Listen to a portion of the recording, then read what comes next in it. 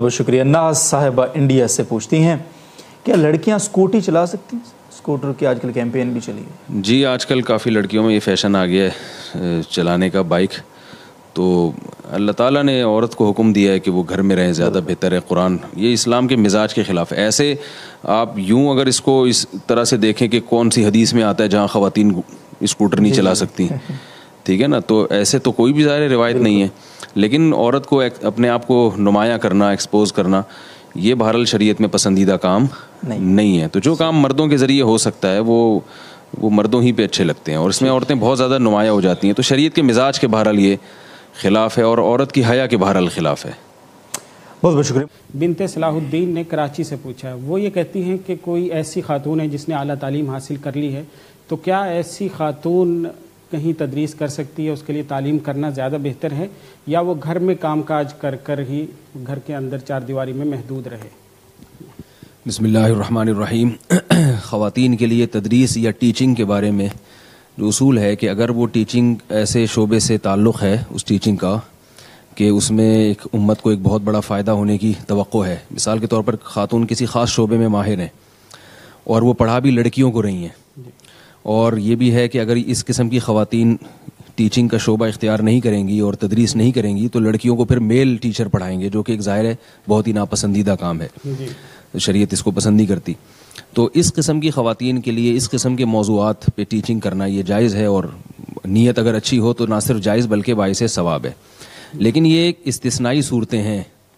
ظاہر ہے کچھ ہی خواتین ایسی ہوں گی جو ایسے خاص شعبوں میں جن میں مردوں کو مہارت نہیں ہے اور ان میں خواتین کی ضرورت بھی زیادہ ہے. جیسے میڈیکل سائنس میں گائنی کے ڈاکٹرز اگر خواتین ہوں گی تو ظاہر ہے وہ زیادہ صحیح ہے بنسبت اس کے کہ مرد اس شعبے میں قدم رکھے.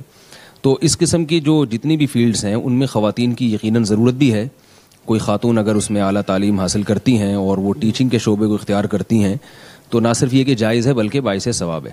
لیکن عمومی قاعدہ اور عمومی اصول جو ہے, جو مستثنیات ہیں نا, وہ تو ظاہر ہے مخصوص حالات کے ساتھ ہی خاص ہوتے ہیں. اصل جو ضابطہ اور اصل جو قانون عورت کے بارے میں قرآن و سنت نے بیان کیا وہ ہے وقرنا فی بیوتکن, فرمایا اپنے گھروں میں جمی رہو. تو یہ فطرت کا اصول ہے کہ گھر عورت نے سنبھالنا ہے اور گھر کے باہر کے کام مردوں کے ذمے ہیں. اور یہ صدیوں سے چاہے وہ مسلمان ہو چاہے وہ غیر مسلم ہو, انہوں نے کہا یہی رواج چلا آ رہا ہے. اب چونکہ ترقی ہو گئی ہے اور لوگوں نے اپنی آرا کو چینج کیا اور اس کی بنیاد پر بعض اچھے کام ہوئے اور بعض یعنی اپنی عقل کا بیجا استعمال کر کے بہت سے لوگوں نے فطرت سے بغاوت بھی کی ہے. تو یورپ نے فطرت سے بغاوت کی اور نتیجہ یہ نکلا ہے کہ مرد اور عورت دونوں کو گھروں سے باہر نکال دیے. تو ایک اصولی بات یاد رکھیں کہ فطرت کے قوانین کبھی تبدیل نہیں ہوتے. مثال کے طور پر اس کی ایک میں مثال دیتا ہوں کہ دیکھیں ہم صدیوں پہلے بھی ہمیں پیٹ بھرنے کے لیے روٹی چاہیے تھی اور روٹی کو ہم اسی طرح سے چباتے تھے جیسے صدیوں پہلے یعنی اب بھی اسی طرح چباتے ہیں جیسے صدیوں پہلے چباتے تھے. اب اگر کوئی یہ کہے کہ ہم ترقی اتنی ہم نے کر لی ہے کہ اب ہم گندم کی روٹی نہیں کھائیں گے, ہم پلاسٹک کی روٹیاں کھائیں گے, یا یہ کہ ہم چبائے بغیر اس کو نگلیں گے, ظاہر ہے یہ بیوقوفوں والی بات ہوگی. جاپان کے سائنسدان یا فرانس کے سائنسدان کو بھی آج اسی طرح کھانا کھانا پڑتا ہے جس طرح سے ایک گاؤں اور دیہات کا رہنے والا کھاتا ہے, اور اس کو بھی جسم میں طاقت اور توانائی کے لیے وہی اسی طرح سے زندگی گزارنی پڑتی ہے. گلوکوز کی بوتلوں سے 2-4 دن تو وہ چلے گا لیکن پراپر طریقے سے جب تک کھائے گا نہیں. تو جو نیچر ہے نا, نیچر وہ نہیں بدل سکتی کبھی بھی. تو اللہ تعالیٰ نے مرد کو باہر کے لیے بنایا اور عورت کو گھر کے لیے بنایا ہے. اگر عورت کو بھی گھر سے نکال دیں گے ہم تو بچوں کی پرورش کون کرے گا, نئی نسل کی حفاظت کون کرے گا؟ اور ان بچوں کو ماں چاہیے گھر میں.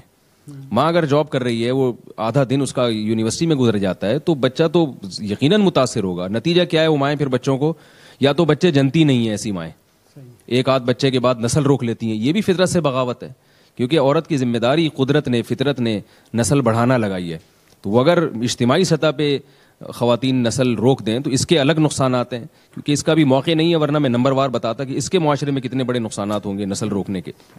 اور اگر وہ نسل پیدا کر رہی ہے مگر ان کو ٹائم نہیں دے رہی تو پھر ظاہر ہے کوئی اور آئے گا بچوں کو پالنے کے لیے, اس کو تنخواہ پہ رکھنا پڑے گا. تو ماں کا آلٹرنیٹ تو کوئی بھی نہیں ہو سکتا. اس لیے جو نیچر اور کا جو نظام ہے, اور اسلام تو فطرت ہی کا دوسرا نام ہے, فطرت اللہ التی فطر الناس علیہا, تو وہ اس کا تقاضا یہی ہے کہ عورتیں عمومی سطح پہ گھر کی چار دیواری میں رہیں گی. انہوں نے اگرچہ تعلیم حاصل کی ہو تو وہ اپنی ایکٹیویٹیز کو گھر کے اندر محدود کریں, اس تعلیم کا فائدہ یہ ہو کہ اپنے بچوں پر آپ اس کو خرچ کریں. لیکن بہرحال اس سے مستثنا بھی ہیں جو میں نے شروع میں بیان کر دیا. ٹھیک، بہت شکریہ.